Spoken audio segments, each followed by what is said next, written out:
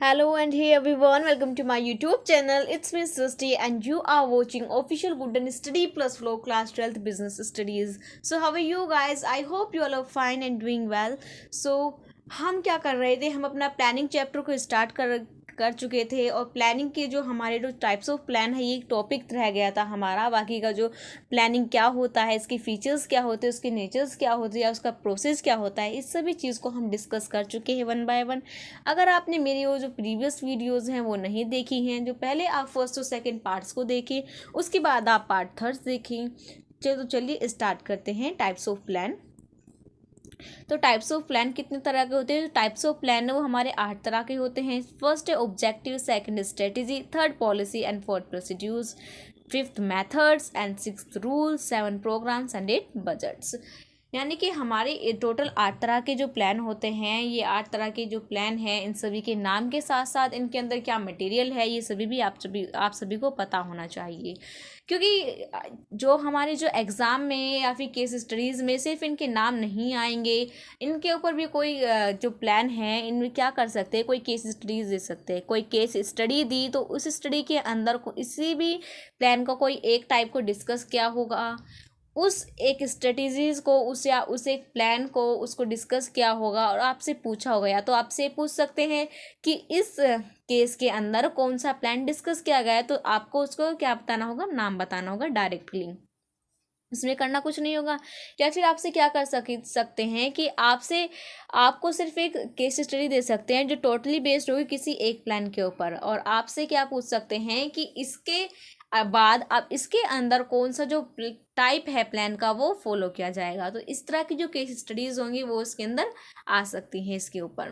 तो आप घबराइए बिल्कुल ही मत, क्योंकि जब तक मैं हूँ तो आपको घबराने की या परेशान होने की कोई बात नहीं है। एक बार हमारा थोड़ा कोर्स कंप्लीट हो जाए तो उसके बाद जो केस स्टडीज़ रहेंगी, चैप्टर वाइज जितनी भी केस स्टडीज़ रहेंगी या फिर MCQ रहेंगे वो और इम्पोर्टेंट क्वेश्चन रहेंगे, वो आप सभी को इसी चैनल के ऊपर मिल जाएंगे।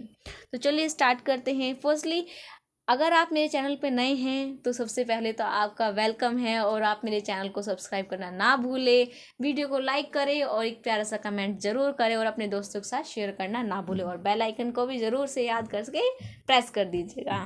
तो चलिए इन सभी प्लान्स को जो याद करने की शॉर्ट ट्रिक है वो क्या है, OSPP। OSPP का मतलब क्या है? O से हमारा ऑब्जेक्टिव, S से स्ट्रेटेजी, P से पॉलिसी एंड P से procedures, then MRPB, OSPP, MRPP, MRPB। M से क्या है हमारा मेथड्स है, R से रूल्स है, P से प्रोग्राम्स एंड B से बजट है। तो फर्स्ट क्या है हमारा ऑब्जेक्टिव। ऑब्जेक्टिव क्या होता है ये सभी तो हम ही को पता है, क्योंकि ये रोज़ाना हम अपनी ज़िंदगी में ना कोई हम सभी का एक ऑब्जेक्टिव होता है, हम सभी का एक एम।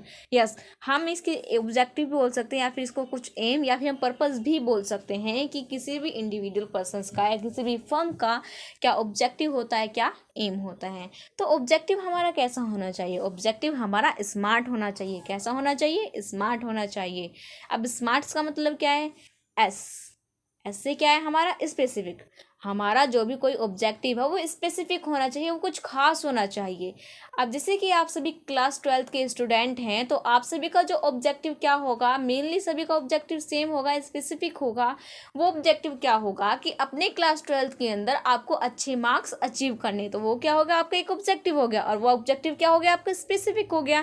देन सेकेंड एम से क्या है हमारा मिजरेबल का मतलब हो गया कि आपका जो ऑब्जेक्टिव है वो मिजरेबल होना चाहिए। वो ऐसे ही नहीं है कि यानी कि एक टाइम बाउंड के अंदर होना चाहिए कि भाई मेरे को 3 महीने के अंदर मेरा जितना भी सारा सिलेबस है मुझे उसको क्या करना है, कवर अप करना है। तो ये क्या हो गया, मिजरेबल हो गया। आपने अपने ऑब्जेक्टिव क्या कर दिया, मेजर कर लिया है किसी एक टर्म में। देन ए से क्या है हमारा अचीवेबल। अब भाई ऑब्जेक्टिव तो आपने बना लिया, लेकिन उस ऑब्जेक्टिव या प्लान का बनाने का क्या फ़ायदा जब आप उसको अचीव ही नहीं कर पा रहे हो। तो कोशिश करिए आपका जो भी कोई प्लान है, अभी कोई ऑब्जेक्टिव है, वो एकदम अचीवेबल होना चाहिए। आप उसको एक ऐसा प्लान बनाओ, एक ऐसा ऑब्जेक्टिव बनाओ जिसको आप अचीव कर सको। अब आपने क्या मान लेते हैं कि आपके 6 सब्जेक्ट हैं और 6 सब्जेक्ट को आपको 6 के 6 कवर करने हैं। तो आपने क्या सोचा कि भाई मेरे को 4 महीने के अंदर कितने, विद इन द 4 मंथ के अंदर मेरे को अपने जितना भी सिलेबस सारा क्या करना है, कंप्लीट करना है। तो ये आपका जो ऑब्जेक्टिव होगा ये क्या होगा, अचीवेबल होगा। वहीं एक चिंटू ने क्या सोचा कि भाई मेरे को अपना 6 सब्जेक्ट है और 6 का जो सिलेबस है मेरे को एक with in the month 1 month, 1 महीने के अंदर क्या करना है, मुझको उसको कंप्लीट करना है। तो अब आप ही बताइए इनमें से एक चिंटू का जो प्लान है, ऑब्जेक्टिव है, वो अचीवेबल है या फिर चिंटी का है। तो बेसिकली चिंटू का जो ऑब्जेक्टिव है वो अचीवेबल नहीं है, क्योंकि 1 महीने का समय है, इतने सारे यूनिट्स है, इतने सारे चैप्टर्स हैं, 6 सब्जेक्ट है, तो फिर कैसे कवर हो जाएगा सिलेबस, जबकि 4th मंथ में इजिली अचीव हो जाएगा। तो आपका जो ऑब्जेक्टिव है वो कैसा होना चाहिए, अचीवेबल होना चाहिए, रिलेवेंट होना चाहिए, इरेलीवेंट नहीं होना चाहिए, देन टाइम बाउंड के अंदर होना चाहिए। विद इन द टाइम ऐसा कोशिश करिए कि हमारा जो ऑब्जेक्टिव है विद इन द टाइम के अंदर क्या हो जाए, वो अचीव हो जाए। जैसे कि हमें क्या करना है, अपने सारे सिलेबस को कवर अप करना है विद इन द 4 मंथ, तो हमें एक क्या टाइम लिमिट भी हमारी सेट होनी चाहिए। इससे कुछ फीचर्स हैं। फीचर्स क्या हैं कि हमारा जो ऑब्जेक्टिव है वो एंड रिजल्ट के ऊपर फोकस करता है। किसके ऊपर फोकस करता है, एंड रिजल्ट के ऊपर फोकस करता है हमारा objective. All activities are guide toward the objective, यानी कि हम अपने ऑब्जेक्टिव्स को अचीव करने के लिए जो भी कुछ एक्टिविटीज़ करते हैं वो सभी एक एज अ गाइड क्या करती हैं, वर्क करती हैं। ओके, और ये हमें डिटरमाइन करता है कि हमें what is to be done, कि हमें क्या करना है। Define the future state of affairs with the organisation type to realise, they are usually step by top level management. Okay, तो किसी भी ऑर्गेनाइजेशंस के अंदर किसी भी ऑब्जेक्टिव को सेट करना या फिर उसको अचीव कराने की जो स्ट्रेटेजी या पॉलिसीज फॉर्म की जाती हैं, ये हम सभी को पता है। ये किसके अंडर में वर्क आता है, ये आता है हमारे टॉप लेवल के अंडर में। टॉप लेवल क्या करता है, हमारे ऑब्जेक्टिव को सेट करता है और हमारी प्लान पॉलिसीज को भी बनाता है। आई होप कि आपने जो मैनेजमेंट की जो फर्स्ट चैप्टर है वो आपने उसकी जो वीडियो है देख ली होगी, क्योंकि अगर आप अपना बेसिक ही क्लियर नहीं करोगे तो आगे जाकर आपको और ज़्यादा प्रॉब्लम होगी। ये जितने भी सारे कॉन्सेप्ट हैं, जितने भी सारे टॉपिक्स हैं, आपको समझ में नहीं आएंगे। तो पहले जो प्रीवियस वीडियोज़ है उन्हें देखें, देन आप इसे देखें। तो ऑब्जेक्टिव आपको आई होप समझ में आ चुका होगा। ऑब्जेक्टिव कैसा होना चाहिए, हमारा एकदम स्मार्ट होना चाहिए। स्मार्ट का मतलब क्या होगा, ऐसे स्पेसिफिक होना चाहिए, मिजरेबल होना चाहिए, अचीवेबल होना चाहिए, रिलेवेंट होना चाहिए, टाइम बाउंड के अंदर होना चाहिए। देन सेकंड क्या है हमारा, स्ट्रेटेजी। स्ट्रेटेजी का मतलब क्या होता है, the common decision is strategies, यानी कि कोई भी एक कॉमन डिसीजन को ही क्या कहते हैं, हम अपनी स्ट्रेटेजीज कहते हैं। A strategy is a comprehensive plan. Strategy क्या एक हमारा कॉम्प्रिहेंसिव प्लान है to achieve the organisation objective, यानी कि स्ट्रेटेजी के द्वारा हम अपने ऑर्गेनाइजेशन ऑब्जेक्टिव को क्या कर पाते हैं, अचीव कर पाते हैं। इसी कुछ 3 डायमेंशंस है। वो डायमेंशन कौन कौन से, हमारा determining the long term objectives, strategies क्या करती है, हमारे लॉन्ग टर्म ऑब्जेक्टिव को डिटरमाइन करती है। Second, adopting a particular course of actions, यानी कि कोई भी पर्टिकुलर हमारा कोई एक्शंस रहा है उसको क्या करती है, अडोप्ट करती है। कोई चेंज आ रहा है उसको क्या करती है, वो एक्सेप्ट करती है। देन थर्ड क्या था हमारा, allocating resources for achieving objective, यानी कि किसी भी ऑब्जेक्टिव को अचीव करने के लिए जिस चीज़ की जिस रिसोर्सेज की ज़रूरत पड़ेगी उन सभी रिसोर्सेज क्या करती है, एलोकेट करती है टुगेदर, यानी कि इकट्ठा करती है। ओके, तो ये हो गया हमारी स्ट्रेटेजीज। इसे कुछ फीचर्स हैं। फीचर्स क्या है, स्ट्रेटेजीज क्या है, किसी भी बिजनेस का क्या एक ब्लूप्रिंट है। व्हाट इज, क्या है, ये हमारा ब्लूप्रिंट है। ब्लूप्रिंट का मतलब आप समझते हैं, ब्लूप्रिंट यानी कि स्ट्रेटेजीज है, बिजनेस की एक स्ट्रेटेजीज है जिसके द्वारा हम अपने ऑब्जेक्टिव को क्या कर सकते हैं, अचीव कर सकते हैं। Strategies is influence by business environment, किसी भी ऑर्गेनाइजेशन की जो स्ट्रेटेजीज होती है उसके बिजनेस इन्वायरमेंट से इन्फ्लुएंस होती है, यानी कि उसके आसपास का बिजनेस का जो इन्वायरमेंट कैसा है, लोगों का टेस्ट कैसा है, वहाँ के प्रेफरेंसेस कैसे हैं, लोगों की इनकम कैसी है, तो ये सब क्या है, इन सब जो स्ट्रेटेजीज है इन सब चीज़ों से क्या होती है, इन्फ्लुएंस होती है।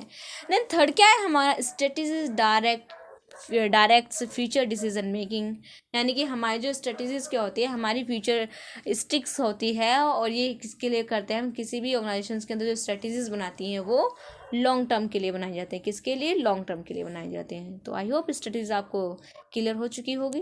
देन थर्ड क्या है हमारा, पॉलिसीज़। थर्ड क्या है हमारा, पॉलिसीज़। तो पॉलिसीज़ के अंदर क्या होता है, तो सबसे पहले तो अब आप मुझे ये बताइए कि जो पॉलिसीज़ है वो कौन से लेवल के अंदर आती है। हिरार्की लेवल तो मैं आपको पढ़ा ही चुकी हूँ, इसके अंदर हमारे 3 लेवल होते हैं, top, middle and lower level. जो स्ट्रेटजीज, पॉलिसीज और rules and regulation, code of conduct, ये सभी जो किसी के अंदर आता है, ये सभी हमारे टॉप लेवल के अंदर आता है। टॉप लेवल ये डिसाइड करता है कि ऑर्गेनाइजेशन का क्या ऑब्जेक्टिव रहेगा, क्या पॉलिसीज रहेगी और क्या प्लान्स रहेंगे। तो ये हो गया। तो पॉलिसीज के अंदर क्या है, policies can be defined has organisation general response to a particular problem और सिचुएशंस। पॉलिसीज के अंदर क्या होता है, हमारी जो पर्टिकुलर सिचुएशन है, हमारी ऑर्गेनाइजेशंस के अंदर जो पर्टिकुलर सिचुएशन प्रॉब्लम है या फिर पर्टिकुलर कोई सिचुएशन है या फिर कोई प्रॉब्लम है, उस प्रॉब्लम को हम उन पॉलिसीज़ के थ्रू किस तरह से हैंडल करते हैं, वो इसे भी किसके अंदर आता है, हमारे पॉलिसीज़ के अंदर आता है। इसको हम स्टैंडिंग प्लान भी बोल सकते हैं।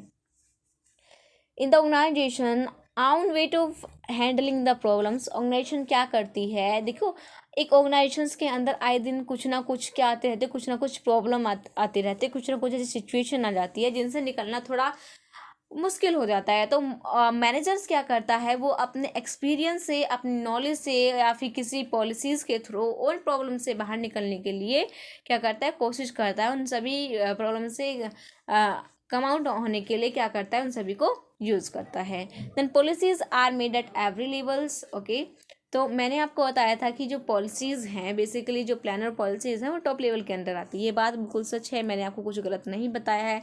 लेकिन जो प्रॉब्लम, अब यहाँ पे जो पॉलिसीज़ होती हैं, ये जो मैंने आपको पॉलिसीज़ बताई हैं, वो है रूल्स एंड रेगुलेशंस वाली। रूल्स एंड रेगुलेशंस वाली जो पॉलिसीज़ हैं, वो हमारा टॉप लेवल बनाता है। ओके, देन यहाँ पे लेकिन इस टॉपिक के अंदर जो पॉलिसीज़ का मतलब क्या है, वो हमारी प्रॉब्लम से रिलेटेड है। किससे, हमारी प्रॉब्लम से रिलेटेड है। तो प्रॉब्लम से रिलेटेड यानी कि जो पॉलिसीज़ हैं, जो प्रॉब्लम्स हैं, वो तीनों लेवल को ही उनसे क्या करना पड़ता है, चलना पड़ता है, उनसे एकदम गुजरना पड़ता है। क्योंकि ऑर्गेनाइजेशंस के हर लेवल पे क्या होती है, कुछ ना कुछ सिचुएशन होती ऐसी आ जाती है, कुछ ना कुछ प्रॉब्लम आ जाती है जिनको उनको फेस करना होता है। तो जो पॉलिसीज़ जो किसके द्वारा आती है, यानी कि हर लेवल की पे आती है। Because the managers at every level need to decide predetermine the way to handling situations और policies as a guide to take decision unexpected situation. यानी कि तीनों ही लेवल पे क्या आती हैं, कुछ ऐसी अनएक्सपेक्टेड सिचुएशंस आ जाती हैं। क्या आ जाती है, अनएक्सेप्टेड क्या आ जाती है, सिचुएशन आ जाती हैं, जिन सभी को हैंडल करने के लिए उनको कुछ गाइडेंस की ज़रूरत होती है। देन किसी किसी ऑर्गेनाइजेशंस की क्या होती है, कुछ खुद की पॉलिसीज़ होती हैं। मान लीजिए कि no credit sale policies, no credit, क्या बोला मैंने आपको, yes, no credit sale policies. यानी किसी भी कोई भी ऑर्गेनाइजेशन है, वो क्या करेगी, अपने किसी प्रोडक्ट को क्रेडिट के अंदर सेल्स नहीं करेगी। तो इस तरह भी क्या हो सकती है, कुछ पॉलिसीज हो सकती है। इसके फीचर्स क्या हैं, बेस्ड ऑन ऑब्जेक्टिव। हमारी पॉलिसीज किसके ऊपर बेस्ड है, हमारे ऑब्जेक्टिव के ऊपर बेस्ड है। ये guidance manager to implement strategies, ये मैनेजर को गाइड करती है, जो पिछले स्टेप पे हमने जो स्ट्रेटजीज बनाई है, उन सभी स्ट्रेटजीज को इम्प्लीमेंट करने में। Policies organisation customise way to handling problem, ये जो पॉलिसीज है हेल्प करती है जो ऑर्गेनाइजेशन के अंदर जितनी भी प्रॉब्लम आ रही है, उन सभी प्रॉब्लम को हैंडल करने में क्या करती है, मैनेजर्स की हेल्प करती है। क्या करती है, मैनेजर्स की हेल्प करती है। And policy define broad permanent which are managers many functions, यानी कि जितनी भी पॉलिसीज़ हैं, ये क्या करती हैं, ये ब्रॉड पैरामीटर्स देती है मैनेजर्स को। ओके, सो पॉलिसीज़, बेसिकली पॉलिसीज़ क्या होती है, पॉलिसीज़ एक हमारा स्टैंडिंग प्लान होता है। पॉलिसीज़ हमारे जो यूज़ होते हैं, हर ऑर्गेनाइजेशन के अंदर कुछ ना कुछ ऐसी सिचुएशंस आ जाती हैं जिनको हैंडल करना उनके लिए थोड़ा क्या हो जाता है, थोड़ा मुश्किल से हो जाता है। तो पॉलिसीज़ उनको ऐसा गाइडेंस क्या करती है, उनको गाइड करती है कि उन सिचुएशन से या उन प्रॉब्लम से किस तरह से बाहर निकला जाए। देन फोर्थ क्या है हमारा, प्रोसीड्यूर। प्रोसीड्यूर क्या होता है, किसी भी स्ट्रेटजी को या किसी भी डिसीजंस को इम्प्लीमेंट करना, उस चीज़ को फॉलो करना सीक्वेंस के अंदर, वो क्या होगा, हमारा प्रोसीड्यूर्स हो गया। The procedures are required steps establishing in advance to handling future conditions, यानी कि जो फ्यूचर्स में जो कोई कंडीशंस हो रही हैं, प्रोसीड्यूर्स हेल्प करता है उन सभी कंडीशंस को हैंडल करने में। The sequence of step to be followed by employees in different situations, यानी कि प्रोसीड्यूर्स के जो डिफरेंट स्टेप्स होते हैं, वो ऑर्गेनाइजेशंस के अंदर हर एम्प्लॉयज़ के द्वारा डिफरेंटली क्या कर जाते हैं, फॉलो किए जाते हैं। They are the following steps, यानी कुछ इस प्रोसीड्यूर्स के कुछ बहुत सारे स्टेप्स होते हैं जिनको फॉलो करने के बाद हम क्या कर सकते हैं, उस सिचुएशन से क्या आ सकते हैं, बाहर आ सकते हैं।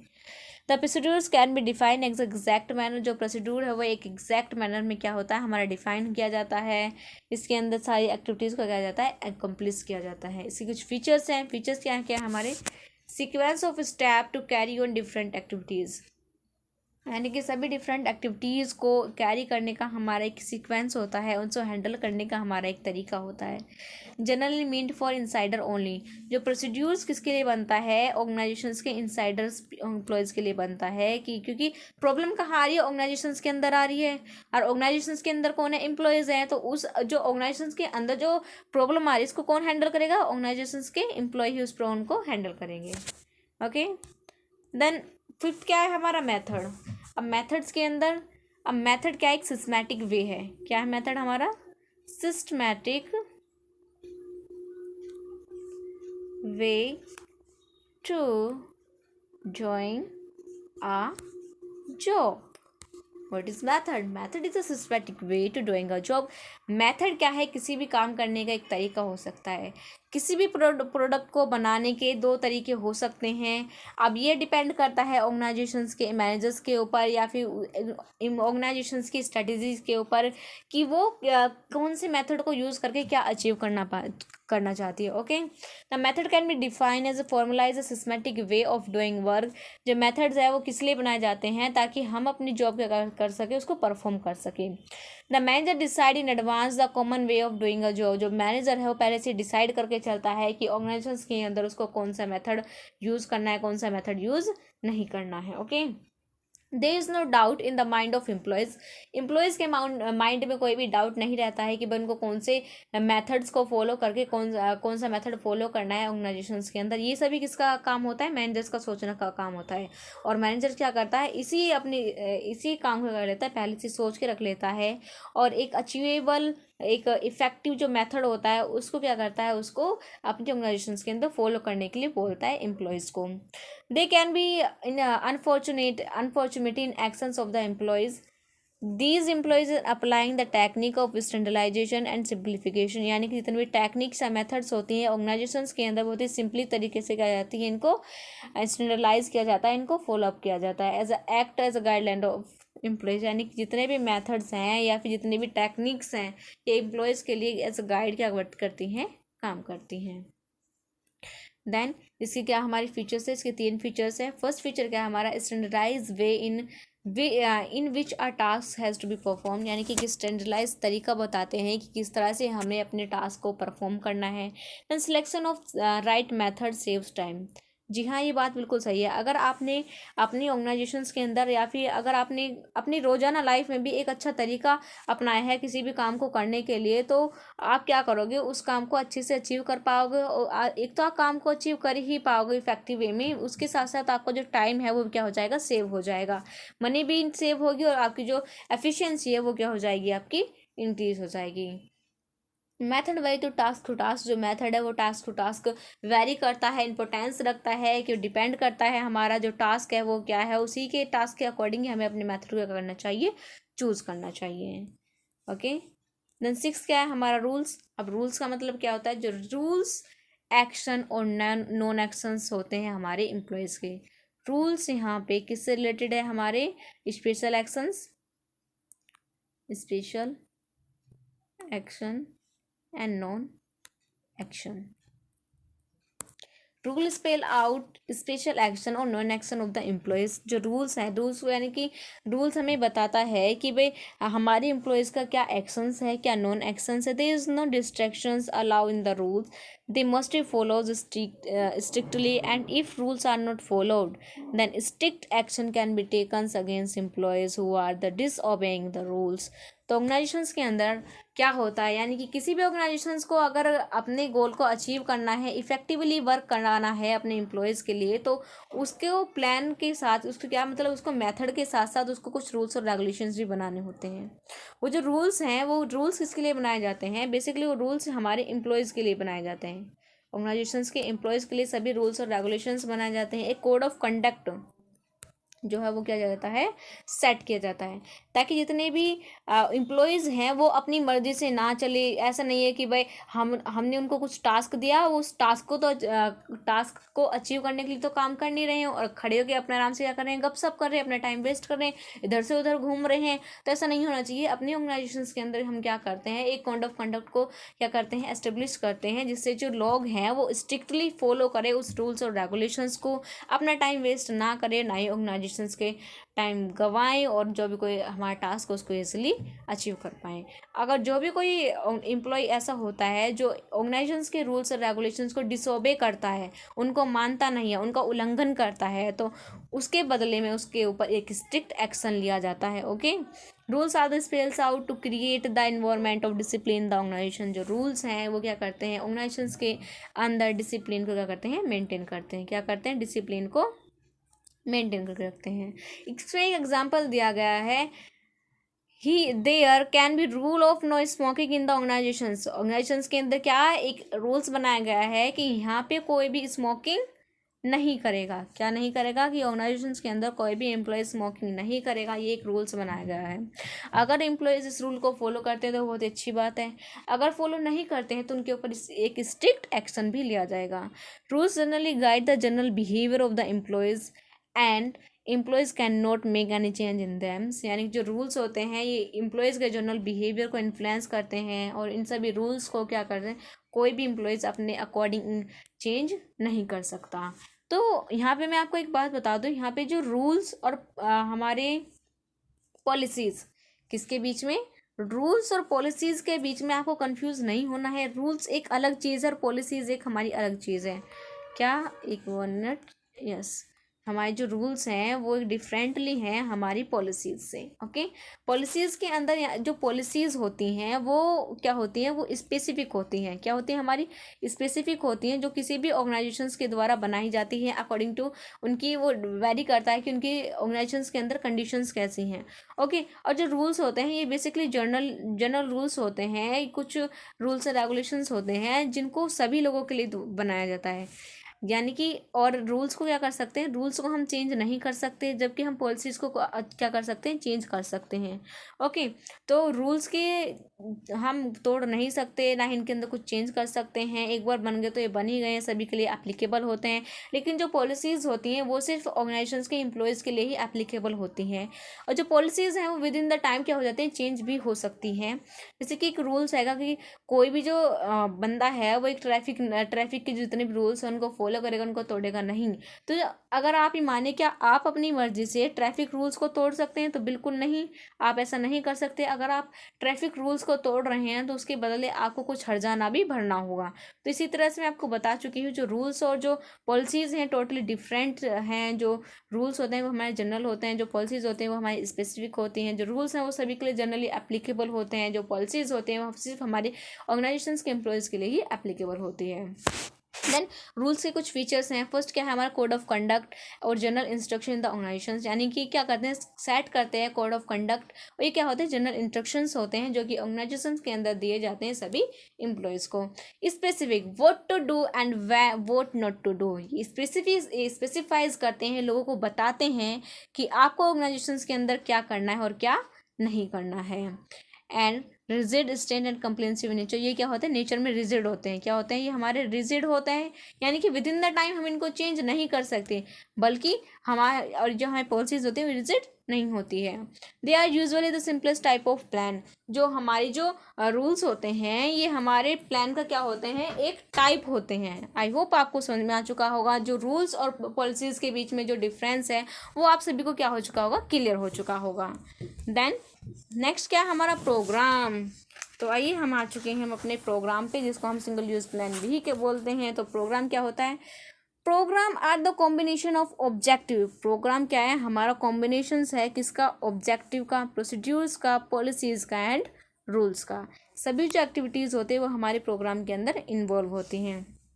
तो क्या क्या होती हैं, हमारा ऑब्जेक्टिव इन्वॉल्व होता है, प्रोसीड्यूर्स इन्वॉल्व होता है, पॉलिसीज़ इन्वॉल्व होती है, इसके अंदर हमारा रूल्स क्या होता है, इन्वॉल्व होता है। और ये क्या होता है, the programme are made to get a systematic working in the organisations. एक प्रोग्राम क्या करता है, प्रोग्राम अगर किसी ऑर्गेनाइजेशन के अंदर प्रोग्राम किस लिए होता है, प्रोग्राम इसलिए होता है ताकि हमारी ऑर्गेनाइजेशन के अंदर एक सिस्टमैटिक वर्किंग हो जाए। सिस्टमैटिक वर्किंग यानी कि जो जितना भी काम है वो सारा सिस्टम में होना चाहिए। ऐसा नहीं कि जो एम्प्लॉयज़ है वो अपनी मर्जी से कुछ भी कर रहे हैं, तो ऐसा नहीं होना चाहिए। जितना भी काम है वो पूरे एक प्रॉपर एक सिस्टम में होना चाहिए। जितना भी हमारे रूल्स और रेगुलेशन है या फिर कोड ऑफ कंडक्ट है उन सभी को फॉलो किया जाना चाहिए। The programme are also prepare at different levels, यानी जो प्रोग्राम्स है यहाँ पे एक बहुत ही बढ़िया बात और एक डिफरेंट पॉइंट जो यहाँ पे निकल के आया जिसको आपका ध्यान रखना है कि जो प्रोग्राम है वो हर लेवल पे क्या किया जाता है, प्रिपेयर किया जाता है। 3 लेवल होते हैं, टॉप, मिडल एंड लोअर, और हर लेवल का खुद का एक प्रोग्राम होता है, खुद के काम करने का एक तरीका अलग होता है। The primary programme is prepared by the top level, then to support primary programme supportive programme of different level are prepared as smooth function of other companies. क्या होता है, एक जो बोल सकते हम कह सकते हैं कि जो मेजर या फिर प्राइमरी प्रोग्राम जो होता है वो किसके द्वारा सेट किया जाता है, हमारे टॉप लेवल के द्वारा सेट किया जाता है। फिर उसी प्लान को स्मूथली क्या करते हैं, उसके अंदर कुछ चेंजेस करके उसको मिडिल लेवल पे इम्प्लीमेंट किया जाता है। मिडिल लेवल भी उसको क्या करता है, फॉलो करता है, देन उसको फिर लोअर लेवल भी उसको करता है, फॉलो करता है। यानी कि तीनों ही लेवल जो हैं बेसिकली अपने तरीके से काम करने में विश्वास रखते हैं, अपने अकॉर्डिंग हर चीज़ को करते हैं, उसको इम्प्लीमेंट कर सकते हैं प्रोग्राम को। हर लेवल का काम करने का तरीका अलग होता है, हर लेवल पे डिफरेंट प्रोग्राम क्या हो जाता है, वो मेकअप होता है। देन इसके कुछ हमारे जो क्या हैं, हाँ कुछ फीचर्स हैं। इसके फीचर्स क्या हैं, detailed statement about a project, यानी कि जो प्रोग्राम के अंदर हमें किसी भी प्रोजेक्ट के बारे में डिटेल में बताया जाता है। It is a combination of objective plan, मैंने आपको बता चुकी हूँ जो प्रोग्राम के अंदर क्या है, प्रोग्राम के अंदर हमारी जो कॉम्बिनेशंस है किस किस चीज़ से मिलकर बना है, हमारा objective, policies, procedures and rules. कौन कौन सी 4 चीज़ याद रखना, ऑब्जेक्टिव है, हमारी पॉलिसीज़ है, हमारा प्लान, हमारा प्रोसीड्यूर्स एंड हमारे रूल्स इसके अंदर इन्वॉल्व हैं। It prepare from various activities, जैसे कि मैं आप सभी को बता चुकी हूँ कि प्रोग्राम के अंदर हमारी बहुत सारी वेरियस एक्टिविटीज़ होती हैं। वो एक्टिविटीज़ क्या हो सकती हैं, objective, policies, procedure and rules हो गए। Ensure systematic working in the organisations, किसी भी प्रोग्राम की वजह से क्या होता है, ऑर्गेनाइजेशंस के अंदर एक सिस्टमैटिक वर्किंग आती है। अगर किसी ऑर्गेनाइजेशंस का या फिर किसी भी लेवल का जो प्रोग्राम है वो सेट है कि भाई मेरे को इस तरह से काम करना है, तो वो क्या करें, अगर मैंने कोई प्लान बनाया है, ओके, मेरा कोई ऑब्जेक्टिव है, मेरा कोई प्रोसीड्यूर है, मेरे कोई रूल्स है, तो मैं क्या करूँगी, मैं इन सभी चीज़ों को क्या करूँगी, फॉलो करूँगी। इन्हीं चीज़ों के जो स्टेप वाइज है उनको सबको फॉलो करते चलूँगी, पूरे एक प्रॉपर एक सिस्टम में वर्क करूँगी। किसमें, सिस्टम में वर्क करूँगी, तो ये क्या होगा, हमारा एक सिस्टमैटिक वर्किंग होगी। Then include entire government of activity garments GAMUNT garments all of activities, यानी कि जितनी भी सारी एक्टिविटीज़ हैं इसके अंदर क्या होती हैं, वो इंक्लूड होती हैं। In programme minutes details are worked out in procedures rules budget within the broad policies frameworks के, यानी कि जितनी भी हमारी प्लान और पॉलिसीज होती हैं फ्रेम, इन सबको क्या जाता है, फ्रेम किया जाता है। देन लास्ट क्या है, हमारा बजट क्या है, एक हमारे न्यूमेरिकल टर्म है। बजट को हम एक्सप्रेस किसके अंदर करते हैं, न्यूमेरिकल टर्म्स के अंदर हम इस चीज़ को एक्सप्रेस करते हैं। ये प्रोवाइड करता है, ये हमें क्या प्रोवाइड करता है, ये हमें प्रोवाइड करता है एक्सपेक्टेड रिजल्ट, यानी कि हमारा जो एक्सपेक्टेड रिजल्ट है उसको अचीव करने में रहता है, हमारी हेल्प करता है। तो क्या है हमारा, a budget is a statement of expected result express in numerical term, यानी कि बजट एक स्टेटमेंट है जिसके अंदर हम जिसको बजट को हम एक्सप्रेस करते हैं न्यूमेरिकल टर्म्स के अंदर। It result are always measurable and most of the times, यानी कि जो रिजल्ट होता है वो हमारा क्या होता है, मिजरेबल होता है। These are the financial in nature, but in does not mean that the company prepare only financial budget। लेकिन इसका मतलब ये नहीं है कि भाई जो कंपनी है सिर्फ वो हमारा फाइनेंशियल बजट ही बनाती है, वो उसके साथ वो सारी चीज़ों का भी बनाते हैं, उन सभी कोई क्या करते हैं, ध्यान रखती है। Along with financial budget capital budget it is prepared to find out the accepted capital requirement, यानी कि ऑर्गेनाइजेशंस 1 मिनट, यस, ये लाइन क्या बोल रही है, ये लाइन बोल रही है कि किसी भी ऑर्गेनाइजेशन के अंदर केवल एक बजट ही नहीं बनता, किसी भी ऑर्गेनाइजेशन के अंदर एक बजट ही नहीं बनता, उसमें डिफरेंट टाइप के बजट भी बनते हैं। जैसे कि हमारा फाइनेंशियल बजट, फर्स्ट क्या है हमारा फाइनेंशियल बजट, देन सेकंड क्या है इसके अंदर हमारा capital budget, capital budget and then एक क्या हो गया हमारा, सिर्फ बजट ही हो गया। तो बहुत सारा के जो बजट है ऑर्गेनाइजेशंस के, कि भाई फाइनेंशियल बजट में तो हमने ये देख लिया कि हमारे ऑर्गेनाइजेशंस के अंदर क्या उसकी क्या फाइनेंशियल कंडीशंस हैं, कितना हमें फाइनेंस अरेंज करना है, ये जो फाइनेंस है या ये जो प्रॉफिट है, ये जो हमारा पैसा है, मोटा मोटा पैसा हमें कौन से डिपार्टमेंट के अंदर कितना खर्च करना है, ये सभी किसके अंदर आ गया, हमारे फाइनेंशियल बजट के अंदर आ गया। कैपिटल बजट के अंदर भी ये होता है, जो कैपिटल बजट के अंदर हम उस कैपिटल बजट यानी कि जो अमाउंट है उसको कैपिटल के लिए क्या करते हैं, उसको यूज़ करते हैं। मशीनरी खरीदने, प्लांट एंड मशीनरी खरीदने, बिल्डिंग खरीदने, लैंड खरीदने, तो उसके लिए हो गया, ये हो गया हमारा। इसी कुछ फीचर्स हैं। Statement of expected result express in numerical term, यानी कि किसी भी बजट का जो रिजल्ट होता है वो किसके अंदर एक्सप्रेस किया जाता है, हमारे न्यूमेरिकल टर्म में किया जाता है, उसको एक्सप्रेस किया जाता है। Then serves as standard for measuring and comparing actual performance, यानी कि ये क्या करता है, हमारे स्टैंडर्ड और परफॉर्मेंस को क्या करता है, एक्चुअल स्टैंडर्ड परफॉर्मेंस को एक्चुअल परफॉर्मेंस से क्या करता है, इसको कंपेयर करता है, क्या करता है, उसको कंपेयर करता है। Then quantifies future act and figures, यानी कि हमारे फीचर्स की क्या फिगर होंगी, उन सभी को क्या करता है, आइडेंटिफाई करता है। Budget are prepared by manager at every level, यानी कि जो बजट है वो तीनों ही लेवल पे बनाया जाता है, और किसके द्वारा बनाया जाता है, मैनेजर्स के द्वारा बनाया जाता है। ध्यान रखना, बजट हमारा तीनों लेवल पे ही बनता है, किसके द्वारा बनता है, हमारे मैनेजर्स के द्वारा बनता है। Okay, and then it is a controlling device for which deviation can be take care of, यानी कि एक डिवाइस है जिसके अंदर हम क्या करते हैं, सभी डिवाइसेस को उनका ध्यान रखते हैं। तो बजट क्या होता है, जैसे कि क्या होता है, हमारी भी कंट्री का एक बजट बनता है, शायद आपको पता होगा, किसको नहीं पता तो मैं आपको बता देती हूँ। हमारे जो फाइनेंस मिनिस्टर हैं वो क्या करती हैं, साल में एक बार हमारे पूरे देश का क्या करती है, एक बजट को क्या करती है, प्रिपेयर करती है। उस बजट के अंदर वो ये डिसाइड करती है कि हमारी क्या है, हमारे 3 सेक्टर हैं, प्राइमरी, सेकेंडरी, टर्सरी, कि इन तीनों सेक्टर में उनको कितना कितना जो पैसा है या फिर कितना कितना जो बजट है उनका लेके चलना है, कितना अमाउंट कौन से सेक्टर में उनको लगाना है, कितना खर्च करना है, कौन सी उन्हें प्लान एंड पॉलिसीज इस साल के अंदर लेके आनी है, ताकि जो गरीब लोग हैं उनको क्या हो सके, उस बजट में से कुछ हिस्सा उनको मिल सके, कुछ फ़ायदा उनका भी हो सके। तो बजट इसके लिए ऐसे बनता है हमारा, और इसको यानी कि फरवरी में तो बनाया जाता है, लेकिन इसको जो लागू किया जाता है, जो इसको फॉलो करते हैं, इसका जो यूज़ होता है वो हमारे यानी कि न्यू ईयर से होता है। न्यू ईयर कब है हमारा, यानी कि इंडियन कैलेंडर के अकॉर्डिंग, यानी कि 1 अप्रैल से क्या करता है, उस बजट को फॉलो किया जाता है। ऐसे ही क्या होता है, हर ऑर्गेनाइजेशंस का खुद का एक बजट होता है। कोई भी जो ऑर्गेनाइजेशंस क्या करती है, हर लेवल पे हमारा ऑर्गेनाइजेशंस के अंदर बजट बनता है। टॉप लेवल ये बनाएगा, टॉप लेवल को प्लान और पॉलिसीज बनाने में, या फिर किसी भी ऑब्जेक्टिव को अचीव करने के लिए, या फिर किसी को ट्रेनिंग देने के लिए एक्सपर्ट्स बुला दे जाते हैं, स्पेशलाइज बुलाए जाते हैं। जो स्पेशलाइज होते हैं अपने फील्ड में वो आते हैं, तो उनके लिए भी हर चीज़ पैसा चाहिए, उनको भी हर चीज़ सैलरी चाहिए।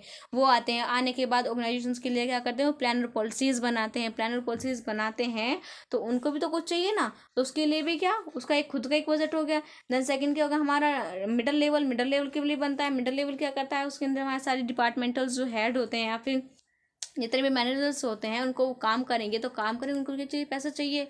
उनका भी डिफरेंट यूजेस हो सकते हैं कि भाई कोई मैनेजर्स किसी प्लान्स को इम्प्लीमेंट करने के लिए उसको इसमें इतना खर्च लग रहा है। देन लोअर लेवल के लिए भी क्या अपना खुद का एक बजट बनाते हैं कि भाई हमें कितना पैसा कहाँ खर्च करना है, किसको बुलाना है, किसको नौकरी पे रखना है, किसको नौकरी पे नहीं रखना है, किसको ट्रेनिंग देनी, तो एटसेट्रा, ये सब हो गई।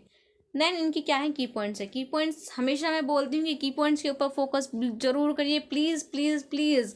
आप मेरी बात का ध्यान रखिए, इसको अभी से दिमाग में सेट कर लीजिए, बिठा लीजिए कि की पॉइंट्स के ऊपर बिजनेस स्टडीज़ के अंदर कुछ भी नहीं है, सिर्फ की पॉइंट्स है जो भी कुछ है। की पॉइंट्स को अपनी अभी से ही पकड़ बना के चलिए, जितना हो सके की पॉइंट्स के ऊपर फोकस कीजिए, क्योंकि केस स्टडीज़ के अंदर कुछ ज़्यादा से ज़्यादा आपको की पॉइंट्स देखने को मिलेंगे। और जिस बंदे के की पॉइंट्स अच्छे होंगे, उसने की पॉइंट्स उसको पता होगी, उसके जरिए उस केस स्टडीज़ में क्या पूछ रहा है वो ईजिली आइडेंटिफाई कर पाएगा, उसके आंसर को ईजिली लिख पाएगा। देख फर्स्ट क्या है, हमारा ऑब्जेक्टिव था। ऑब्जेक्टिव के क्या की पॉइंट है, ये हमारे किस पे, एंड रिजल्ट के ऊपर फोकस करता है। ऑब्जेक्टिव हमारा एम या पर्पस भी हो सकता है, ठीक है। All other activities are direct towards, यानी जितनी भी सारी एक्टिविटीज़ होती हैं वो हमारी सारी ऑब्जेक्टिव से लिंक्ड हो सकती है या फिर उसके साथ होती है, हम बोल सकते हैं। रिटर्न स्टेटमेंट्स होता है, देन स्ट्रेटेजीज के क्या हमारे की पॉइंट है, देन ये कंटिन्यूस होता है, हम कॉन्टिन्यूस होता है हमारे बिजनेस के अंदर। इन्वायरमेंटल स्कैनिंग इसके अंदर इन्वॉल्व होती है, यानी कि इन्वायरमेंट की स्ट्रेटेजीज़ को, इसको इन्वायरमेंट को स्कैन करने के बाद ही हम अपनी क्या बनाते हैं, स्ट्रेटेजीज बनाते हैं। इसके ये तीन जो डिटर्मिनेंट्स हैं ये मैं आपको बता चुकी हूँ, डायमेंशंस। देन हमारा पॉलिसीज़ का क्या मतलब होता है, पॉलिसीज़ थी हमारे ऑर्गेनाइजेशन स्टाइल ऑफ वर्किंग के, ऑर्गेनाइजेशंस का काम करने का क्या तरीका है, ये आ गया इसके अंदर। किस तरह से अपनी जो प्रॉब्लम्स को कैसे सॉल्व करता है, किस तरह से वो गाइड करता है लोगों को, किस तरह से वो सोचता है। दैन प्रोसीड्यूर्स के अंदर क्या सीक्वेंस स्टेप आ गए हमारे, गाइड टू एक्शंस आ गए, क्रोनोलॉजिकल ऑर्डर होता है, यानी कि टॉप टू बॉटम या बॉटम टू टॉप, इस तरह का जो ऑर्डर से वो फॉलो किया जाता है। स्टेप बाय स्टेप क्या होता है, हमारा काम किया जाता है। देन रूल्स क्या होता है हमारा, 1 मिनट, यस। रूल्स क्या होता है हमारा, कोड ऑफ कंडक्ट होता है, यानी कोड ऑफ कंडक्ट यानी जितने भी रूल्स और रेगुलेशंस आते हैं हमें कोड ऑफ कंडक्ट होते हैं, ये स्पेसिफाइज होते हैं कि हमें क्या करना है, डोज और डजंट यानी कि क्या करना है क्या नहीं करना है। देन ये रिजिड होते हैं नेचर्स में। देन मेथड्स का क्या होगा, वे ऑफ डूइंग अ वर्क, कि हमें अपना जो काम है वो किस तरीके से करना है, एक सिस्टमेटिक वर्किंग करनी है। और देन प्रोग्राम के अंदर गैमियंट ऑफ ऑल द एक्टिविटीज़, यानी कि सभी एक्टिविटीज़ क्या होती है इसके अंदर इन्वॉल्व होते हैं, कौन कौन से होते हैं, objective, procedures, policy and rules हो गए। देन लास्ट हमारा बचा बजट्स के अंदर क्या था हमारा, बजट को हम किसके टर्म में एक्सप्रेस करते हैं, न्यूमेरिकल के टर्म में एक्सप्रेस करते हैं। ये क्या होते हैं, हमारी कंट्रोलिंग डिवाइस होती है जो कि सभी चीज़ों का ध्यान रखती है, और प्रोवाइडिंग स्टैंडर्ड और एक्सेप्टेड रिजल्ट, यानी हमारा जो बजट है हेल्प करता है हमारा जो एक्सेप्टेड रिजल्ट है उसको अचीव करने में। ओके, तो एक ही पॉइंट्स भी हो चुके हैं। देन यस, लास्ट पॉइंट है हमारा, जो इस चैप्टर का लास्ट टॉपिक बचा है वो हमारा सिंगल यूज़ प्लान और स्टैंडिंग यूज़ प्लान। जितने भी आपने अब तक टाइप ऑफ प्लान पढ़े वो हमारे स्टैंडिंग यूज़ का या स्टैंडिंग प्लान का एक पार्ट थे। अब यहाँ पे एक छोटा सा डिफरेंस आ जाता है, सिंगल यूज़ प्लान और स्टैंडिंग जो प्लान है वो क्या होता है। सिंगल के नाम से ही आपको आई होप समझ में आ रहा होगा, सिंगल यूज़ का मतलब होता है जो वन टाइम यूज़ होता है, क्या होता है हमारा वन टाइम यूज़ प्लान होता है, उसको हम सिंगल यूज़ प्लान कहते हैं। और जो 2 और मोर होता है वो किसको कहते हैं, स्टैंडिंग प्लान कहते हैं। तो फर्स्ट क्या है इसके अंदर, single use plan is used only once, यानी जो सिंगल यूज प्लान है सिर्फ एक ही बार उसका यूज़ किया जाता है। Standing use plan use again again, जो स्टैंडिंग प्लान है उसको हम दो अगेन एंड अगेन दोबारा उसका हम यूज़ करते हैं। Single use plan is developed of one time event, जो सिंगल यूज प्लान है वो एक टाइम के लिए, एक इवेंट के लिए या कोर्स ऑफ एक्शंस के लिए क्या किया जाता है, उसको यूज़ किया जाता है। देन स्टैंडिंग प्लान जो है वो मेड होता है और फॉर एक्टिविटीज़ के लिए रेगुलरली और ओवर पीरियड ऑफ टाइम, यानी कि जो एक्टिविटीज़ रेगुलरली फॉर्म की जाती है उनके लिए क्या होता है, उसका यूज़ होता है। It is disowned when the objective is over, यानी कि इसको हम डिस्कार्ड कर देते हैं या फिर इसको हम डिस्ट्रॉय कर देते हैं उस प्लान को, जब हमारा जो ऑब्जेक्टिव है वो क्या हो जाता है, अचीव हो जाता है, किसके अंदर, सिंगल यूज़ प्लान के अंदर। और लेकिन जबकि ऐसा नहीं होता, स्टैंडिंग के अंदर टोटली डिफरेंट होता है, इसका अपोजिट होता है। It is usually develop once, यानी कि एक बार जो बन जाता है तो but use over and over again, यानी कि इसको दोबारा से दोबारा इसको यूज़ करते रहते हैं, ऐसे इसके अंदर मॉडिफिकेशंस करते रहते हैं, यानी कि उसी प्लान को क्या करते हैं उसके अंदर कुछ चेंजेस करके उसी प्लान का यूज़ करते रहते हैं। जबकि सिंगल यूज़ के अंदर ऐसा नहीं होता, सिंगल के यूज़ बस सिंगल यूज़ है तो एक ही बार यूज़ होगा, एक बार यूज़ हो गया तो उसके बाद उसको या तो डिस्कार्ड करते हैं, डिस्ट्रॉय कर देते हैं, लेकिन उस बाद सिंगल यूज़ यानी कि वो यूज़ कर लिया उसके बाद उसको फॉलो नहीं करते। सिंगल यूज़ प्लान के अंदर क्या होता है, हमारा बजट, प्रोग्राम एंड प्रोजेक्ट्स आ गए। ओके, देन पासवर्ड आ गया किसी चीज़ का। स्टैंडिंग प्लान के अंदर हमारी पॉलिसीज़, प्रोसीड्यूर्स और मेथड्स और रूल्स आ गए।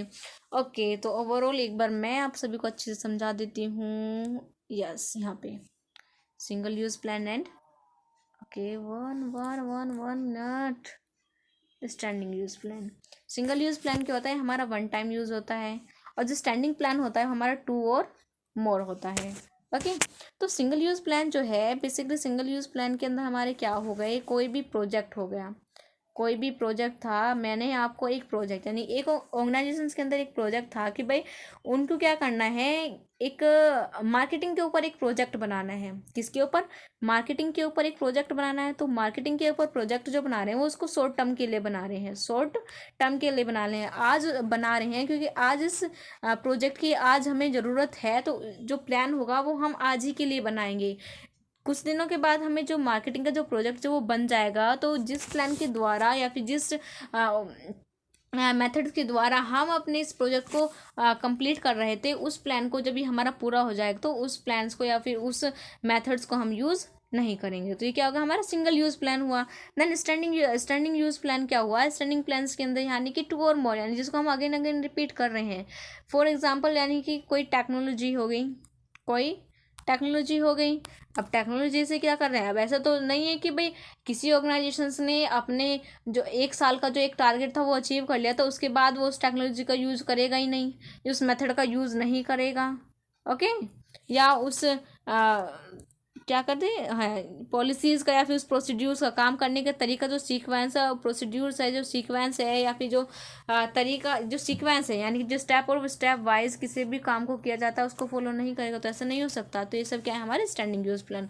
सिंगल यूज़ के अंदर हम 1 टाइम यूज़ होता है, स्टैंडिंग के अंदर हमें 2 और मोर होता है। तो चलिए एक बार रिकैप लेने की जल्दी से कि इस वीडियो के अंदर हमने क्या क्या पढ़ा स्टार्टिंग से। आई होप सारे पॉइंट आपको क्लियर हो चुके होंगे। अगर कोई भी आपका जो कन्फ्यूज़न रह रहा है तो उसको एक बार या तो रिकैप ले लीजिए या फिर एक बुक से स्टडी, तो आपको बुक से रीडिंग तो आपको करनी ही है वीडियो देखने के बाद भी। तो हमने टाइप ऑफ प्लान पढ़े, हमारे जो प्लान्स के जो कितने हमारे 8 टाइप्स होते हैं। जो फर्स्ट है हमारा objective, strategies, policy, procedures, method, rules, programme and budget. उसके बाद हमने इन सभी को अच्छे से समझा एक एक 1 बाय 1 कि इनके अंदर क्या होता है। ओके, नाम के साथ साथ आपको ये भी ध्यान रखना है कि इनके अंदर क्या इन्वॉल्व होता है। सिर्फ फिर मैं हमने इनके की पॉइंट्स देखे कि किस प्लान के क्या की पॉइंट्स हैं। उसके बाद हमने सिंगल यूज़ प्लान और स्टैंडिंग प्लान्स के अंदर डिफरेंस देखा। तो चलिए आज की जो वीडियो वो हमारी यहीं पे क्या होती है, ख़त्म होती है, यानी कि जो फाइनली हमारा जो चैप्टर है वो क्या हो चुका है, हमारा फिनिश हो चुका है। ओके, सो आई होप आपको ये वीडियो पसंद आ चुकी होगी। और अगर आपको अभी भी कुछ डाउट रह गए हैं या फिर कुछ चीज़ नहीं समझ में आ रही तो आप इसका रिकैप ले सकते हैं वीडियो देखने के बाद डायरेक्टली, यानी कि तुरंत बाद ही, वीडियो के तुरंत बाद ही आपको बुक से रीडिंग ज़रूर लेनी है, ताकि आपने जो भी कुछ पढ़ा या जो कुछ सुना है वो आपके दिमाग में अच्छे से छप जाए, अच्छे से बैठ जाए और लॉन्ग टर्म के यानी कि लंबे समय तक आप सभी के लिए वो चीज़ याद रहे। So thank you very much everyone for watching this video. So again I want to say that if you are new on my channel, please subscribe my channel, share this video with your friends, and don't forget to like and comment also. So bye bye, thank you very much once again, bye bye, and see you soon in the next video.